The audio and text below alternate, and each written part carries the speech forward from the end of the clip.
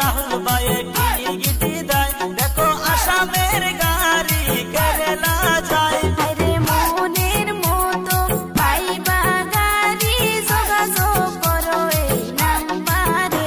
আরে অল্প দামে পাইবা টিকিট, রাহুল ভাইয়ের গায়ে আছে। আরে আসাম থেকে কেরালা যাইতে দেখো সব ধরনের টিকিট পাইবে। এই আসাম থেকে কেরালা যাইবারে ভাই চলিয়া রাহুল ভাইয়ের কাছে টিকিট অনেক আছে। বাঙ্গালোর, উড়িষ্যা, কলকাতা, আসাম সব জায়গার টিকিট পাইবেন নাম